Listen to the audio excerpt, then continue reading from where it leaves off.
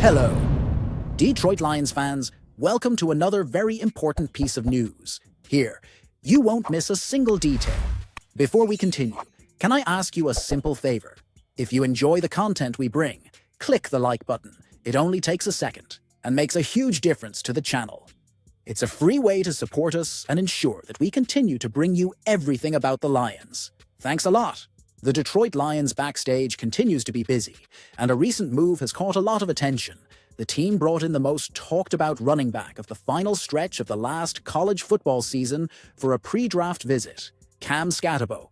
At first glance, it may seem like just another interview among hundreds that take place at this time of year, but looking deeper, this visit could say a lot about the Lions' future plans for their backfield. The franchise seems comfortable with its starting running back duo, Jahmyr Gibbs, a young star on the rise, and David Montgomery, the consistent veteran who has been the anchor of the ground game.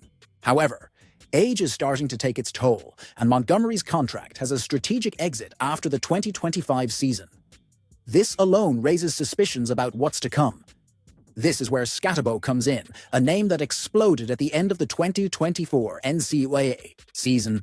The guy not only surpassed 1,700 rushing yards with an average of 5.8 yards per attempt, but also scored 21 touchdowns throughout the year. A monster on the field. To top it all off, he took home the Peach Bowl MVP award and finished 5th in the Heisman Trophy voting. Quite a feat for someone who didn't play for one of the most traditional college programs. What's most impressive about Skattebo, besides his absurd production, is his style of play. He's the kind of running back who combines brute strength with skill. He can lower his shoulder and run over defenders, but he also has the footwork to get away from the marking with quick cuts. A profile that is very reminiscent of Montgomery himself.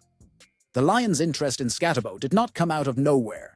The franchise has been watching several running backs during the offseason, which reinforces the theory that Detroit is, indeed, looking for a name to develop as a possible replacement for Montgomery.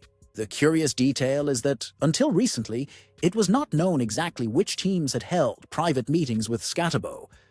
Now, with new information released, we know that in addition to the Titans, the Lions were one of the mysterious teams that bet on a direct conversation with the player. This not only reinforces the interest, but also shows that Detroit is acting strategically, targeting talents that fit perfectly with the physical and versatile style that Dan Campbell values so much. Now, the big question is where Skattebo would fit in the draft. According to projections from the team of experts at A to Z Sports, he should go around the 94th pick, which places him as a solid third-round prospect. This is interesting because the Lions have the 102nd overall pick, which means Skattebo could be available at the right time. Imagine the impact if he ends up slipping a little further and falling into Detroit's lap. It would be a tremendous value in terms of talent and future potential, especially for a team that already has one of the most productive backfields in the NFL. Bringing Skattebo in now would be thinking not only about the present, but also about what will come after 2025. If the Lions do decide to invest in this pick, the message will be clear. The future of the running game is already being shaped. Gibbs may be the face of the new generation, but Skattebo would be the ideal, complementary force, poised to take on a bigger role as Montgomery nears the end of his contract. The pre-draft visit may seem like a small detail, but for those who follow the signals closely, it's the kind of move that speaks volumes. Skattebo didn't come to Detroit by chance, and if fate has it, he could end up staying for a long time.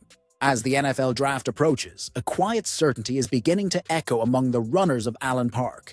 The ideal draft for the Detroit Lions may be taking shape right before our eyes. While the focus is on defensive reinforcements, especially in the search for a dominant pass rusher or a defensive back to complement the system, it is in the offensive trenches that the real investment may happen. And this strategic choice, although less glamorous in the eyes of the general public, may be the key to maintaining the physical, dominant, and effective attack that Dan Campbell values so much. The name that is beginning to gain traction in this scenario? Tate Ratledge, the imposing guard from Georgia. Ratledge has been pointed out by analysts as a perfect choice for Detroit, and not for nothing. Bleacher Report, in a recent analysis by Mo Moten, highlighted the player as one of the eight ideal selections for the Lions in the first round. The reasoning is clear. After Kevin Zeitler left in free agency, coupled with Graham Glasgow's lackluster performance last season, with 4 sacks allowed and 6 penalties committed, according to Pro Football Focus, the team urgently needs a reinforcement at guard, someone who can sustain the physical and relentless pace that the team imposes on the ground game. And Ratledge, with his combative stance and refined technique, seems to be exactly that kind of player. The big concern among fans and analysts revolves around Ratledge's availability. According to Moten, the player may no longer be available when the Lions go back to the clock with the number 60 pick. That could force Brad Holmes to make a bold decision, targeting the player in the first round. But that kind of aggressiveness is justified. Ratledge is not only a physical prototype for the position, he is a proven player, a 4-year starter for one of the most dominant programs in college football. During that time, he has not only been consistent, but also disciplined, a rarity for offensive linemen. His penalties were minimal, even as he maintained a physical and intimidating style of play. At the NFL Combine, Ratledge did not disappoint. Quite the contrary. He surprised. At 6'4" and 310 pounds, the player posted times that placed him among the best guards in the class.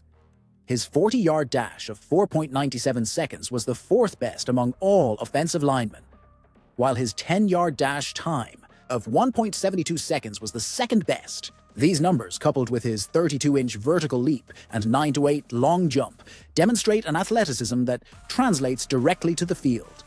He's not just a big and strong guy. He's explosive, quick and coordinated, traits that make him a constant threat in zone blocking and on pull blocks, which are essential to the Lions' ground game. In addition to his athletic performance, Ratledge's college resume speaks for itself. A 2-time All-SEC selection, who, despite an ankle injury, was named a 3rd-team AP All-American in 2024, speaks to his resilience and consistency. On a team like the Detroit Lions, which is increasingly built around an identity of physical toughness, a dominant mentality, and controlling the clock through the run game, Ratledge wouldn't be just another player. He could be the next pillar of that mentality. And with key players leaving and a lack of depth on the OL, picking an elite guard makes more sense than ever. Of course, the draft always brings surprises. An irresistible edge rusher could emerge, or a wide receiver could slip into the Lions' top pick. But when you look at Brad Holmes' bigger plan, a rebuild from the inside out, from the trenches to the top, taking someone like Ratledge fits perfectly. He represents not only an immediate solution, but a foundational piece for the future of the franchise. With elite metrics, proven experience, and a style of play that already resonates with Detroit's identity, Tate Ratledge could be much more than a good pick. He could be the next big name in the trenches at Ford Field. Now I want to hear from you, fan.